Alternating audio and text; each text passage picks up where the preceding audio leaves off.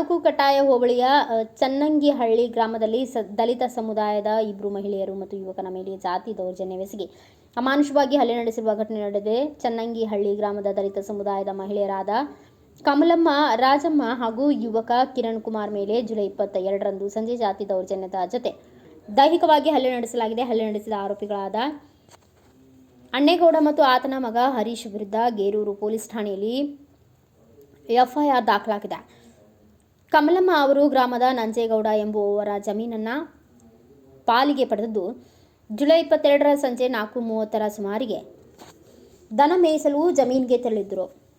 ಈ ವೇಳೆ ಜಮೀನಿನಲ್ಲಿ ಸೌದೆ ಹಾಕಿದ್ದ ಅಣ್ಣೇಗೌಡನನ್ನ ಸೌದೆ ಎತ್ತಿಕೊಳ್ಳಲು ಕೇಳಿದಾಗ ಆತ ಕಮಲಮ್ಮನ ಮೇಲೆ ದಾಳಿ ಮಾಡಿ ಲೈಂಗಿಕ ದೌರ್ಜನ್ಯಕ್ಕೆ ಯತ್ನಿಸಿದ್ದಾನೆ ಎಂದು ಆರೋಪಿಸಲಾಗಿದೆ. ಇದನ್ನು ವಿರೋಧಿಸಿದ ಕಮಲಮ್ಮ ಅವರನ್ನ ದೊಣ್ಣೆಯಿಂದ ಹೊಡೆದು ಗಾಯಗೊಳಿಸಲಾಗಿದೆ. ಈ ಘಟನೆಯನ್ನ ತಿಳಿದು ಪ್ರಶ್ನಿಸಲು ಅಣ್ಣೇಗೌಡನ ಮನೆಗೆ ತೆರಳಿದ್ದ ಕಮಲಮ್ಮನ ತಂಗಿ ರಾಜಮ್ಮನಿಗೂ ಜಾತಿ ನಿಂದನೆ ನಡೆಸಿ ದೈಹಿಕವಾಗಿ ಹಲ್ಲೆ ನಡೆಸಲಾಗಿದೆ. ರಾಜಮ್ಮನನ್ನ ರಕ್ಷಿಸಲು ಮುಂದಾದ ಕಮಲಮ್ಮನ ಮಗ ಕಿರಣ್ ಕುಮಾರ್ ಮೇಲೂ ಅಣ್ಣೇಗೌಡ ಮತ್ತು ಹರೀಶ್ ಅಮಾನುಷವಾಗಿ ದಾಳಿ ಮಾಡಿದ್ದಾರೆ. ಗಾಯಗೊಂಡ ಕಮಲಮ್ಮ ಅವರನ್ನ ಅದೇ ದಿನ ಸಂಜೆ 7 ಗಂಟೆ ಸುಮಾರಿಗೆ ಹಾಸನದ ಹಿಮ್ಸ್ ಆಸ್ಪತ್ರೆಗೆ ದಾಖಲಿಸಿ ಚಿಕಿತ್ಸೆ ನೀಡಲಾಗಿದೆ.